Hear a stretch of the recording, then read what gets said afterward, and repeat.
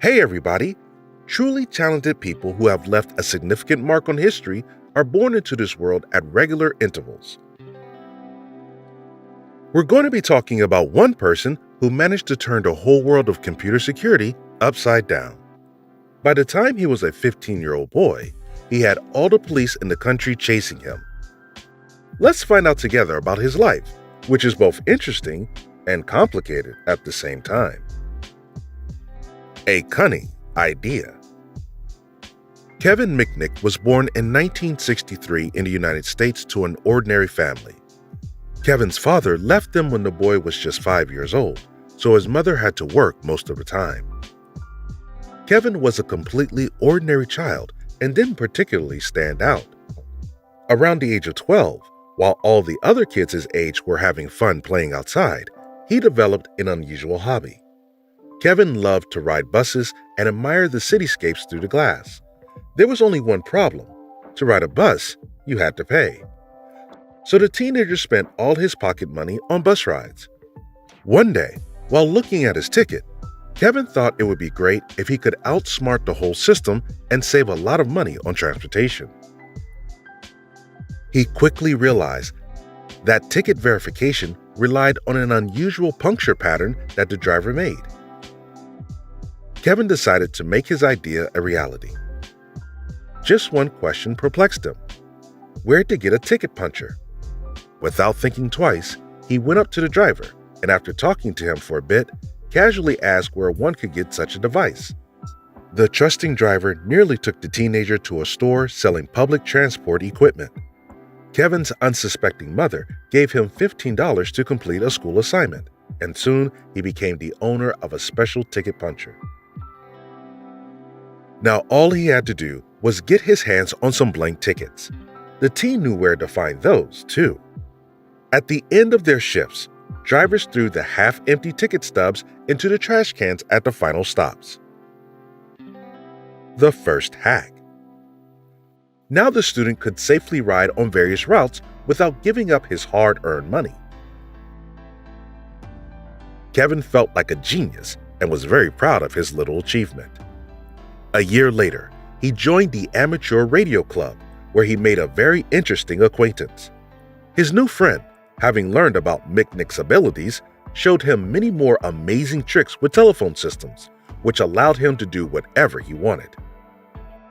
It turned out that this young man had independently managed to master phreaking, the art of hacking a telephone network. It was he who showed Kevin how to use a secret number to make long-distance calls absolutely free. That wasn't all. This new friend demonstrated how to use little tricks and slang words to sound authoritative and impressive. All of this fascinated young Kevin so much that he started practicing phreaking on his own. He decided to try his first trick out on a teacher in his school who taught computer courses exclusively for high school graduates. By manipulating his voice and tone and acting on behalf of another person, he learned everything about the teacher and came to him with the information. To be honest, the man was simply shocked by Mitnick's unusual abilities and made an exception to the rule by admitting him into his classes. Many years later, Kevin would tell reporters, "I think my teacher has regretted many times that he ever started teaching me. If only he had known what it could all lead to." Perfecting skills. Kevin continued to improve his skills. At the age of 14, he figured out how to route a home phone signal to a payphone. At 15, the teenager began spending a lot of time in the school computer class studying manuals. After some time, he hacked into the local school network. Mitnick had access to the entire database. He easily could have corrected all his grades. But, interestingly, he didn't, because he was solely interested in the process itself and not in the opportunities that it presented. But in 1979, Kevin met a group of young hackers, and in order to join their community, he had to complete his first serious task. His assignment was to hack into the computer system of the Digital Equipment Corporation, which had the most effective security system in the world at the time. Unbelievable as it may seem, the quick-witted Kevin completed the task in just 10 minutes and subsequently became a legend among hackers. Nevertheless, Telephony is what interested Mitnick. He could spend hours studying useful information for himself and still manage to attend classes at the University of South Carolina. But not everything worked out smoothly, and the first signs of trouble soon arose. Problems began. Before long, the group of hackers, which included the young man, were turned into the authorities by the girlfriend of one of its members. Kevin spent 3 months in a juvenile correctional facility and was given a year of probation. When Mitnick was released, the first thing he did was intensely study the telephone networks, and as a result, he became an expert hacker. The young man learned to generate unregistered subscriber numbers, make calls on behalf of other subscribers, as well as listen to and disconnect other people's calls. In the 1980s, Kevin moved to California, where he continued to improve his own skills. He masterfully completed all sorts of telephone and computer hacks.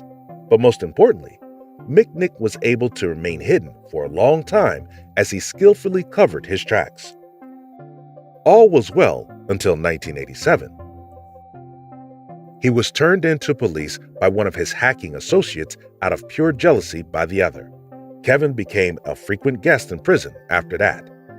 His last sentencing at the time was for illegally accessing the ARPANET network.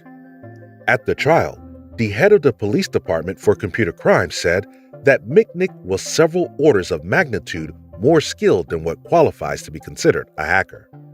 The prisoner was released on probation in 1990. The only condition was that he was not to use a computer at all.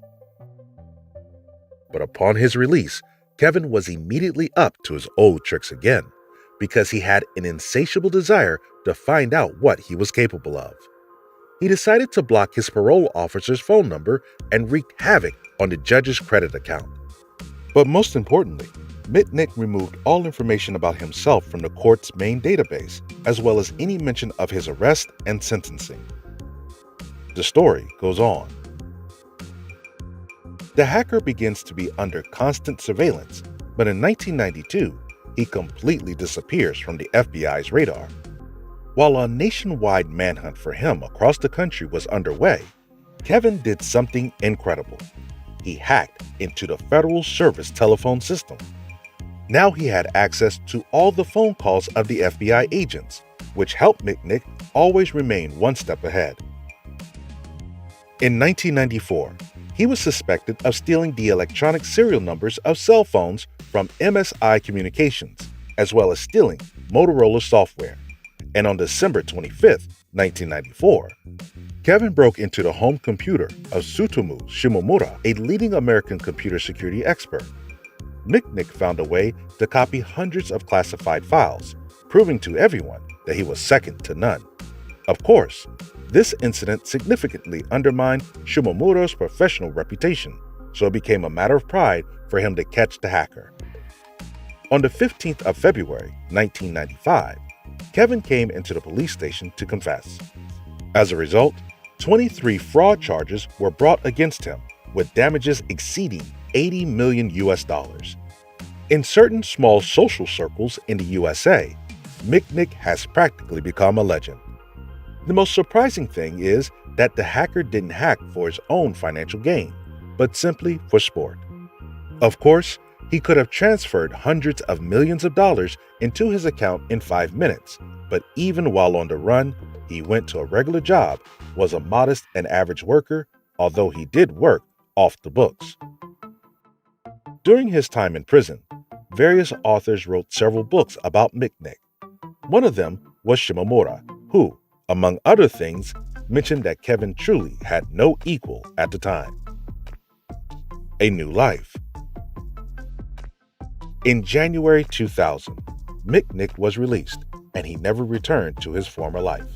Since 2003, he has been allowed to use the internet and phones again. In 2010, Kevin created his own company specializing in computer and network security, and also advises the federal authorities of the FBI and CIA. Mitnick also started cooperating with law enforcement agencies. He helped track down a telephone terrorist in a city in Michigan who was calling in bomb threats to the local school. Thanks to Mitnick, the attacker was quickly arrested, for which the former hacker was shown appreciation. He was also invited to appear in the American TV series Spy, where Kevin played the role of a CIA expert. His extensive experience has allowed the man to author 3 books devoted to social engineering in the field of information technology security. In one of his interviews, Mitnick told reporters he never wanted to get rich or become popular for his craft. His main goal was to find weaknesses in the system and help eliminate them. In many ways, this is exactly what he has done. After all, thanks to his hacks, programmers have managed to prevent many system breaches. Kevin has seemingly exposed every flaw and yet has never taken anything for personal enrichment. What an interesting real-life story of a man who was able to revolutionize the whole world of computer security in his time. And that's all. If you liked the video, subscribe to the channel and give it a like. Thanks for watching.